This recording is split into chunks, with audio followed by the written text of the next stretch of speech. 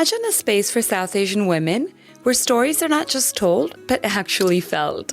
This is Rue, Rising Over Obstacles and Healing, brought to you by Jyoti and Monica, two friends who set out to carve a little space and make a difference by sharing stories and fostering healing and strength within our community. We invite you to listen and reflect, finding your own path one story at a time. And just for sticking around, there's a golden biscuit at the end of each episode. Mm-hmm. And that, Jyoti, was sadly the turning point.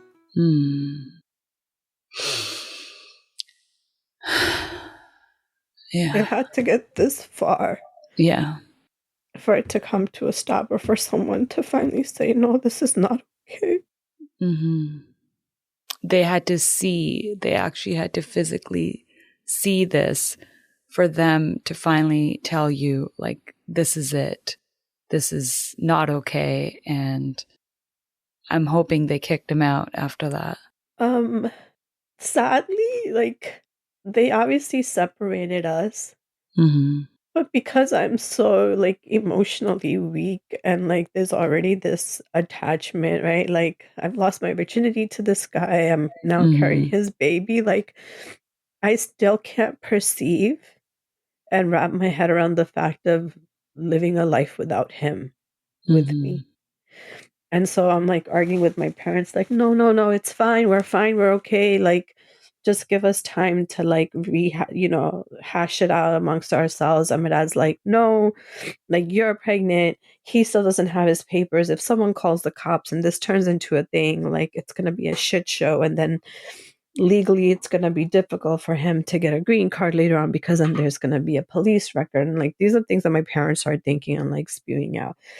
So they, like, separate us and they're like, all right, let's just everyone calm down. They take him downstairs, my Gija and my dad. They're calming my brother down in another room, and then I'm with my cousin. And I don't remember how we got through that night, but, like, the next morning, kind of the decision was made. Like, my parents came to me and they're like, he's saying he wants to go back to India. That he doesn't want to be here. He wants to go back to India. And I was just hysterical, crying like, no, he can't leave. He can't leave me. I was seeing it as he's leaving me. He cannot leave me. Like, I need him. Which is nuts, considering everything I had gone through with this man at this point, that I'm still, like, trying to hold on to him. You know, and throughout, like, our marriage, like, he would always tell me, oh, I never wanted to marry you. My mom forced me. And then that month that he was in the States, he would like very openly be like, yeah, I didn't want to come to the States. My mom made me marry you to get a green card. Like, straight up. Wow. I mean, clearly this guy had issues from the get-go. Right. From the beginning, you know. So ironically enough, you know how in the beginning I said, like, I made a mistake and then this was my consequence, right? And my dad's kind of thought was, oh, she's talking to a guy, let's get her married.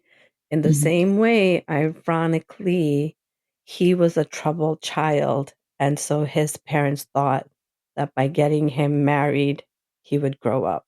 They didn't admit this to us until, like, months later, once he went back. You know, unfortunately, that's something that comes up all too often, where parents feel marriage is the answer or having kids is the answer. Unfortunately, it's not. So many couples that are struggling seem to think once they have a child, they'll be fine. That only makes matters worse. You're not even on a good footing yourself, and now you're bringing a child into it.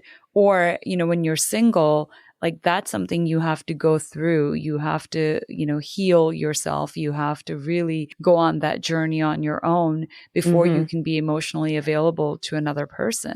So marriage is never the answer. It's like the furthest thing from the answer. It is. It is. And in all of this, you were never at fault. The fact that you even say you made that mistake, you made no mistakes. You were doing what normal kids do at that age. It's normal to have feelings for the opposite gender. It's normal to want to talk to boys. I mean, it's part of growing up. That was never a mistake that you made. It's sad that you let yourself believe this was your fault. This is why you were forced to marry. And then for you to go through this marriage and then to feel that you had to hold on to it for the sake of what the society would say, for the sake of, what it would mean for your parents. I really wish that in all of this, Sandeep had thought of Sandeep only. Sandeep didn't know Sandeep at this point. Yeah. I was never given that opportunity or that time to even get to know myself at any point. Mm-hmm.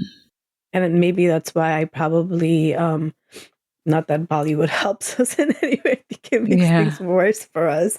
It does. I think I would gravitate so much to Bollywood films because it was like this fantasy land that you could escape to. Right? Yeah. And imagine all the beautiful butterflies and rainbows and things like that. Mm-hmm.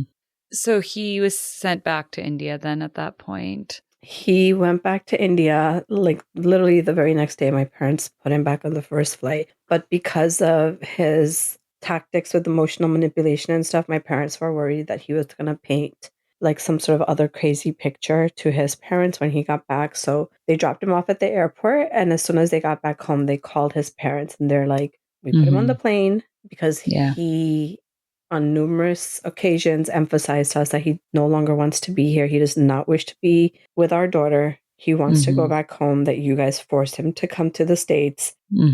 So we're sending him back, but we're sending him back with the notion of let's separate the kids. Maybe the space will allow them to, grow feelings for each other, or things will simmer down. She's pregnant. She's going to give birth. She can carry the pregnancy in peace. And then once she gives birth, then she'll come back to India. So if he wants her to move to India with her, then that's what we'll do. This was kind of the conversation that was coming up. And because I'm so attached to all of it, emotionally, and still not thinking about the suffering and the pain that it's causing me, that I'm like, yes, whatever. I will do anything that it takes. Right? Because I can't even imagine what life would be like outside of that. Yeah, because that's all you've known at this point. It's the first person you've been intimate with. It's for better or worse, this is all you know. So were you given a choice even, or this was just like your parents decided this, that for now it's a temporary separation and this is what the plan is? I think they did. They did give me a choice, but to me it was like, let's just, how do we make it work? Yeah. And I even in that moment, I was like ready to like go with him. Right? Like just think about just the attachment that I had, right? Because this person is my first for so many different things. So psychologically, there's like this deeper connection, even if it's beyond toxic and painful, like it's this thing that binds us together. And so I just couldn't see anything outside of that.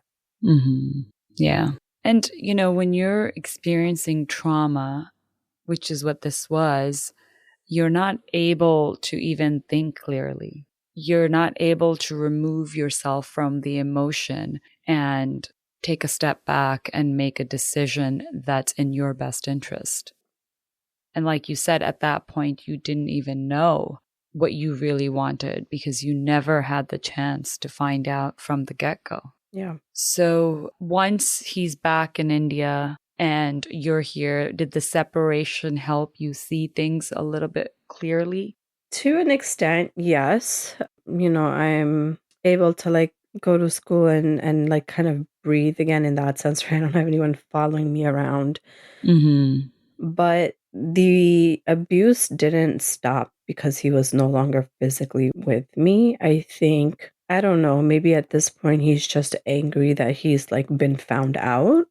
And I don't know if there were repercussions from his parents once he got back home with them, because like once he left, we didn't really, like his parents were not very communicative. So they wouldn't communicate to us as to like what was going on or how he was, you know, we like, it took us a while to even like be like, all right, is he in Punjab home with you guys, or did you guys like ship him back out? Because they were having conversation of like, oh yeah, he might go back to his dental school. And we were like, for what?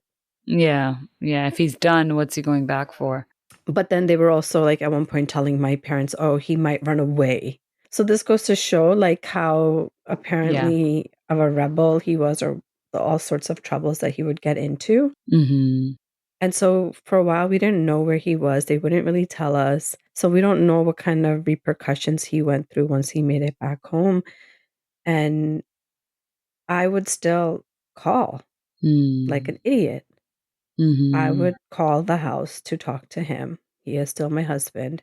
And like he would just be so nasty with me on the phone, Jyoti. Like and oh my God, I don't know how I'm gonna say, like he would literally tell me he was that was not his child. Oh my gosh. Wow.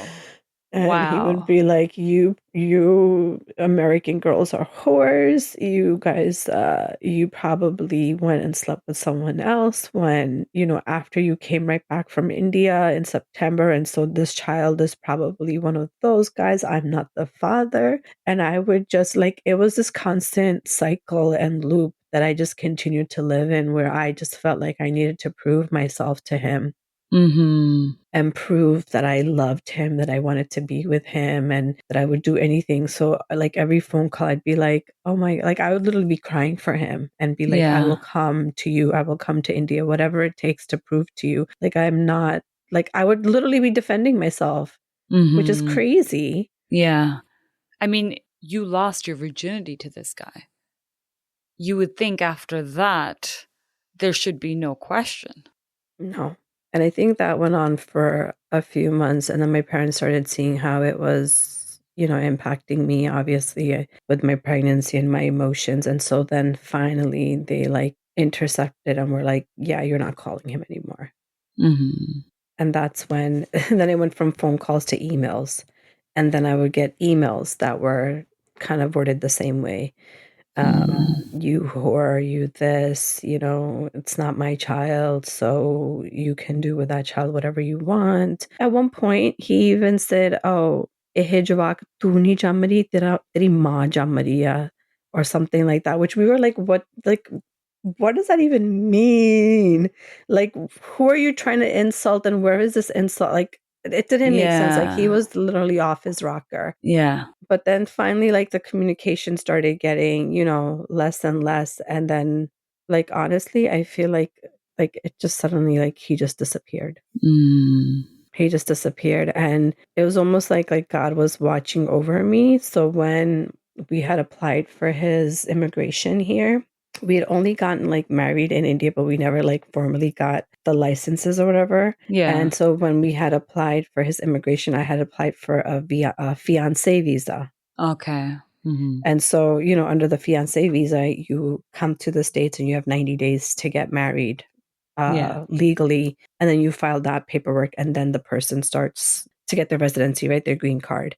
Yeah. And so because he left within the first like 30, 40 days of his being here, we never filed for marriage. And therefore, legally, I was never married to him on paper. And therefore, I thankfully didn't have to go through any like legal processes after the fact. Yeah. To divorce him. And it was almost like somehow, some way, hindsight, like the universe just started removing him, and he just like disappeared from my life. I never heard from him, never spoke from him again. I had my amazing son May of that year, which was in itself very emotional, right? Because 21 years old giving birth to a child without the father, and that was quite an emotional ride for me. You know, even the pregnancy itself was tough. Like my parents were just so ashamed of everything that was happening that I kind of had to be in hiding yet again, right? Because they didn't want anyone to see me pregnant with my stomach out and about, because now I'm going to be the single mom. And I remember like one of my mom's friends, the auntie that I like grew up with, and knew me since I was a kid, and she felt bad for me, and so she told my mom like, "Oh, why don't we throw Sandeep a baby shower? Just something small with just the ladies." And my parents were like, "No, like we're not doing any of that, right?" So I had to like go through an experience pregnancy in hiding, like go to school, go to work, come home. Like that was all my life. Had my son, and even during my labor, I was in labor for 36 hours. Oh my gosh. It was very traumatic. Like I was pretty, your hormones are all over the place when you're Yeah. giving birth, right? Yeah. Because it was going on for 36 hours, and I'm thinking back to what I've just experienced throughout my life. This is happening to me all by myself. The other person who participated in this isn't even here to hold my hand. Yeah. And like I was suicidal. I remember just being in the hospital, and at one point I stopped dilating. Oh, okay. When I walked in, I was already halfway there, but then I just stopped. But since I was already past like a certain threshold, they couldn't send me home. So they're like, all right, well, you have to spend the night here in case like you suddenly start going full blown into labor. Yeah. And I remember being in that hospital bed and just like, and I just kept telling Waiguru, like, take me. I don't Yeah. I can't even imagine that feeling. Like you said, your hormones are all over the place. You're going through this by yourself. You're so young. And to feel that way, I mean, honestly, words escape me. I don't even know what I can say. I don't know if there is anything to say, for what you went through, and other than for me wanting to just wring this guy's neck, for putting you through all this. Were your parents there? Yes, my parents and my brother. It was just the four of us when my son came into this world. He is my biggest blessing. My son is like my everything. He is the most awesome human being, like the most beautiful soul ever. And I'm not just saying it because he's my son. He really is. He is like the light of my life. And anytime anyone meets him, they're just like blown away at like who he is, what he represents, and how he just like people are magnetized to him. And so I know that his soul specifically chose me to be his mom, and to me that's like such an honor. And it's just too bad that this guy never will know what that's like.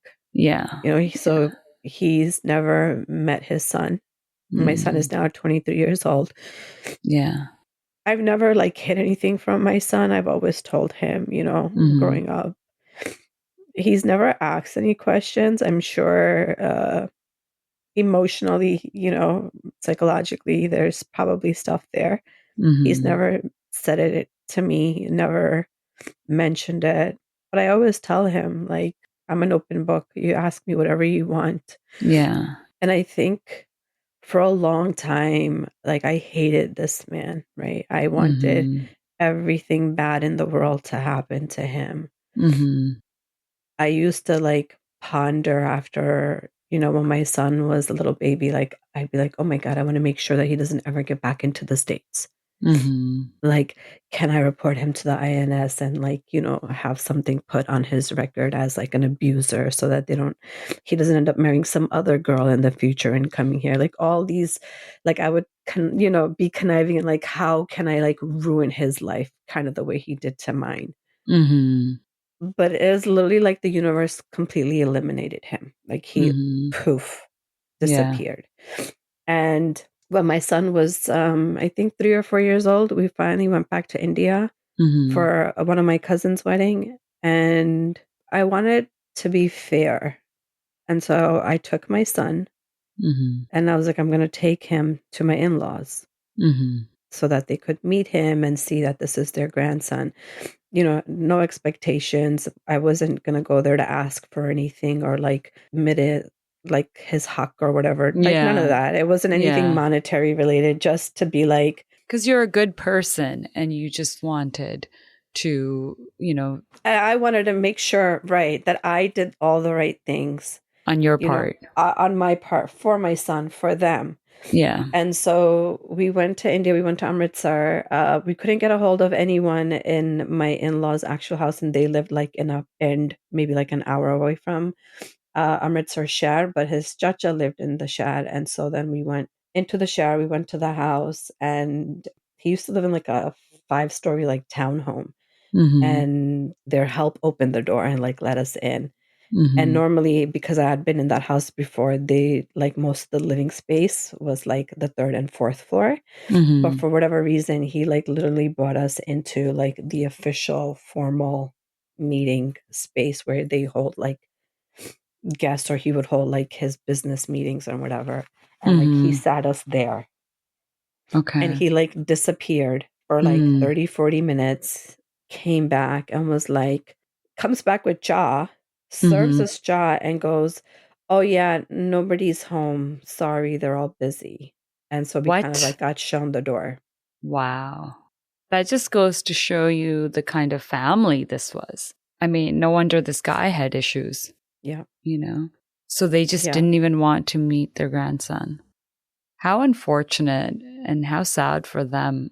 I just want to Yeah. say I had the opportunity to hear your son's voice at the beginning of our recording. Sandeep called him to just troubleshoot a little bit. And this kid, just hearing him, I was in giggles. I mean, I was laughing because his personality comes through. And Oh, even at thank that you. time when he was talking to you, I was just thinking, wow, what an amazing kid. And what a great Shukara. job you've done. Like you said, the universe chose you. It's a blessing. Hmm. You're so right when you describe him with this magnetic personality, because I was pulled in right from the beginning. I just wanted to keep hearing his voice. Thank you so much. That means a lot to me. I'm so grateful. Yeah. So, it's their loss, honestly, that they didn't It want to is. meet him. I will say this, for so many years, I had so much anger and hatred, and right, wanted all these bad things to happen to him. But over the last few years, and you kind of touched on this, right? Like when you start doing the self-reflective inner shadow work Mm-hmm. to be a better you, a lot of your perspective shifts on a lot of things, right? And Yeah. I think, like, literally, I would say as of maybe a year ago, I Mm-hmm. finally forgave him. Mm-hmm. And I forgave him because, you know what, in the same way that I was lost and I was young and I was naive, and my things were what my things were, and whatever situations my parents pushed me into was the same for him. He Mm-hmm. was 23. Who knows what his troubles were, what his issues were, what his internal battles were, Yeah. that he made the decisions and did the things that he did. Mm-hmm. And I'm hoping that he's a better person now, wherever he is. Yeah. And I would like to think that he probably would have chosen differently. Mm-hmm. But yeah, we were just both young and naive, and we just, I guess, showed up in whatever we thought was the best version of ourselves back then. Mm-hmm. And neither of us were wiser than the Yeah. other. And so a lot of mistakes were made, and life Yeah. goes on. I think it's very understanding of you to feel this way. I think it goes to show how big your heart is, because I don't know if very many people can find that forgiveness after experiencing everything that you experienced. But like you said, doing the inner work helps you put things in perspective, and you're blessed in the sense that you have the ability to isolate yourself from the situation and look back at it and look at it in a way where you're not placing the blame on him, but the circumstances. It took a while to get here, Josie. Yeah. Like 20 plus years, girl. But I know. It's a journey, right? mhm. And we learn something each day from each interaction and moments and whatnot. And just you sharing all of this, the bravery that you have, the courage, the resilience, the strength to be able to do this, to share this, because I can't even think of how many girls are out there that may have gone through something, if not everything you've gone through, but some parts of what you've gone through, who just keep quiet and who just sort of internalize it. And you can't do that forever. You have to let it out. Yeah. I mean, even for me, right, I'm finally like, this is the first time I'm publicly speaking about this. Friends and family in our circle and our community knew. They knew that, oh yeah, so and so's daughter Sandeep, she got divorced, or the divorce ho gaya, or the hon jawab hai gaya, she's only 21. But no one really knew what was happening behind closed doors, right? And everything was always like, hush, hush, don't let anyone find out. And so I never even really shared. I don't think it wasn't until probably much later, years later, when I'm like now a complete rebel and like, trying to like live life on my own terms, that I started sharing with people who would be curious to know. Yeah. And usually they would ask because they would see my son, and I'm sure, they would probably connect the dots like, wait a minute, she's not married. She's desi. She has a son. So like, what's the story here? And so then I would share, but even like very little snippets, right? I would like never expose myself fully and be vulnerable. And even like of recently, I come to find out that when I was going through that, and mind you, I lost a lot of friends. Like a lot, most of my friends were, Punjabi friends from our social circle in the community. And a lot of them stopped talking to me because all of this was happening. And I don't know like what picture their parents were painting about me, or what was being said about me in the community. Right. And so a lot of those girlfriends of mine, because they don't, be guilty by association. You know what it is when your parents took you to India and got you married off, that perception for a lot of people is that you must have been up to no good. Done something wrong. You 100%. Must have done something wrong. You were maybe, they questioned your character. I know how things were back then. It was like nobody took the time to get to know exactly what happened. Everyone just based it on hearsay. So it was like, well, Sandeep was shipped off to India and married, so she was clearly in the wrong. You were deemed guilty right from the get-go. And, most parents back then were like, well, we're not allowing our daughters to hang out with someone hang like out with that. you. Yep. And it's not like I had any advocates, right? I didn't have anyone advocating for me. Yeah. And it's like maybe unfortunate. One or two aunties I remember would feel bad for me from my mom's circle. Mm-hmm. But even then, like, everyone just talks. Like, even the people that show you some level of apathy and sympathy, even they talk, right? And like, I was finding out that a lot of my childhood friends were like, oh, Sandeep and Aman, got divorced. Sandeep must have done something wrong because Aman was a doctor. So automatically, right? And this goes back to like one of your other podcasts where you were talking that your title and your career, like just automatically you must be an awesome person because you're a doctor. Yeah, exactly. Can't be a bad human being because you're a doctor. It is so true. It's so true. Just to make things a little lighter. So I'm a very vocal person. And, I happen to, my face, my expressions, I'm just a very, extroverted person. And my husband is not. He's a bit of an introvert. He doesn't speak very much. He feels like he only needs to talk when it's something useful he has to say. Whereas I'm just like, I will just chat, and it's funny that so many people think that I am the decision maker in our relationship. That I'm vocal. You wear And it's the just, pants in the relationship. it's so funny to me because it's far from the truth, Yeah.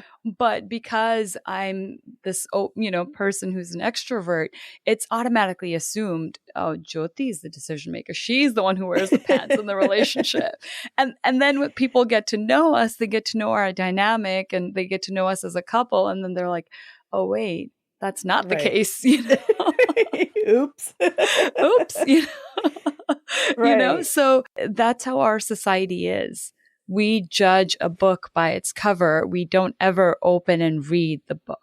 And it's unfortunate that that happened. But I do think that in times like this, where you're going through a difficult time, is when you find out who your true friends are. But Yep. unfortunately, you are at an age where even your friends, even if they wanted to be there for you, they themselves couldn't make that decision. No. So it was like a double whammy. I'd like to think that you've cultivated enough friends and relationships now that if, God forbid, you were Absolutely. going through something, you would have many people standing on your side. Absolutely. Yeah. It's sad that even any of my girlfriends that probably felt for me and wanted to speak up couldn't, right? Yeah. Because they also couldn't go against their parents. Yeah. And first, when I separated, or like when I got separated or whatever with my husband, divorce, falling out, whatever you want to call it. I don't know what the correct word would be. They'd be like, huh, oh changanisi, and then they felt guilt. There Mm-hmm. was that level of remorse of like, we fucked up. Mm-hmm. Mm-hmm. We did wrong by you. Can you forgive us? Mm-hmm. But that only lasted until I started dating outside of the culture. Mm-hmm. Right. And now I'm dating outside of the culture because at this point I'm like, well, I did what you guys wanted to do and look where it Look got where it me. got me. Yeah. Yeah. Right. But then I'm still this like very insecure, no confidence kind of girl that's just looking for someone to love her. Right. Because I still Yeah. haven't experienced love. Mm-hmm. Yeah. And so the first person that kind of came into my vantage point that showed me any kind of like attention and care was this guy who was Dominican. Mm-hmm. And so I just like latched on. Yeah. And that was also not that it was a toxic relationship. He was a really sweet guy. He did have anger issues, but I think I mistook that as love. Well, you didn't know what love was at this point. That's all you Right. had seen. There's right. And I don't even understand. Like I'm still struggling with like self-worth. So I at this point I still don't even like realize my value and like what is it that I deserve? Yeah. That's like not even a concept to me. Mm-hmm. Mm-hmm. You have such low self-esteem at this point, and it didn't help that this guy walked out on the marriage. Yeah. And Yeah. you didn't have much self-confidence to begin with from your childhood. And now you're, still trying to navigate. You're older, but emotionally, you're still a child. Mm-hmm. And you're trying to navigate this field, but, you don't have much to go on. Yeah. It's almost like my development got sped up, Yeah. but like not really because Mm-hmm. I don't even know how would you describe it? Well, physically it got sped up, right? Because you got married, you had to have a child, but emotionally it just sort of stayed back because Mm, there was never a foundation formed for what love should look like, and that the butterflies that you see, the natural progression of a relationship never happened for you. It just yeah. was, you met this person that you had to marry and that's it. So you hadn't experienced all those emotions, right? That come with starting a relationship and Yeah. how the relationship progresses. So when you started dating outside of the culture, what was your parents' reaction like? How much time do you have, Jyotin? I got all day for you. So at this point, like I finished school. I am proud to say that I did get through college and got my bachelor's. I was only one semester behind after everything was said and done, Yeah. thankfully. Congratulations. That's a big Thank you. feat. Given Yes, it everything was that you because I went through. was Yes. yes, I was nervous that I was going to end up being a dropout. But Mm-hmm. I had my son. I was still living at home with my parents. Basically, my life was always like school, work, home, school, work, home. That was it. Didn't have really a social life. I tried to like be a rebel, and I met this one girl in college. She was South Indian and she was a little bit like a wild child. And so once in a while she would like pull me into like go partying and stuff. And that was the first time. And like at this point, I'm like, what, 22, 23, and I'm experiencing like the party scene, but the party scene in the sense of like going to like a dive bar. Right? I'm not talking about like a club or anything. Yeah. I'm like going to a dive bar, or she would like take me to like, she would go to like these random house parties. And I remember going with her like once or twice. And that was probably, I remember one weekend I was just so like, I am gonna stick it to my parents. I'm gonna stay out all weekend. And I literally, I don't know how I pulled it off. Like I didn't come home. I just stayed at her house. And then we just went partying back to back to back, to the point where Sunday night we're at this like bar sitting at the table with a group of people, and I literally fell asleep. Oh my gosh. Oh gosh. Because my body just couldn't keep up anymore. Yeah. But I was trying to, you know, prove a point. Yeah. And so there was a lot of moments like my parents, you know, I'm not going to lie. I'm not going to sugarcoat it and say that I do have major mom guilt, because I don't feel like I was really there for my son as much as I should have been in the early years. Yeah. You know, I don't know, do I contributed to the trauma that I just went through, and therefore now I'm still a kid, like being a kid who has a kid, right? I don't know. I don't know, and I'm sure I'm going to get judgment for it, but it is what it is. And there shouldn't be any judgment, because if anyone were to put themselves in your shoes, what you've been through, you were keeping everything inside. Everything was being bottled up inside. It had to come out one way or another. Rebellion is a form of it, right? Yeah. Because you can only keep all these emotions, feelings, trauma, everything that you're feeling bottled up inside for so long until it just bursts. Yeah. And you having those days, it just bursts. And that's it. Yeah. You know, there should be no judgment for that, because that's just, unfortunately, you know, a lot of things took place to get you to that point, and it was never your fault to begin with. Yeah. Right? There is no judgment at all. And if anyone's listening to this and judging right now, just stop listening to Rue. I don't want you on here. This is not the place for you. You know? Yeah. So here you are, you're rebelling and you're experiencing life to a certain extent for the first time. First time. Absolutely. Yeah. And so my parents were, which is why anytime someone says to me like, oh, you did an amazing job raising your son, and I go, no, it wasn't me, because my parents, I feel like, really, right? Like, it was to the point where like growing up, my son would call my parents mom and dad, and he would call me by my first name. And so they were the ones raising him. I was going to school, working part-time, and just kind of like trying to, I guess, like piece back stuff.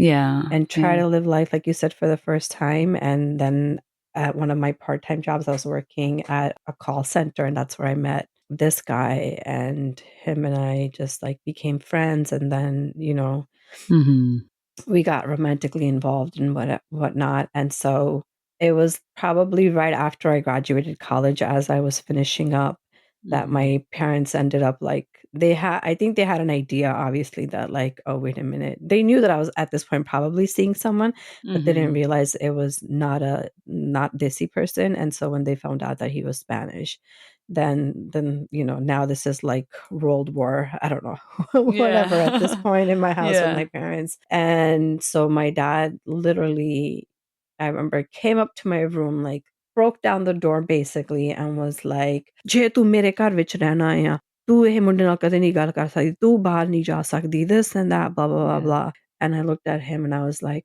"Okay, fine, nahi main thode ghar ch rehna." And he pretty much kicked me out that day.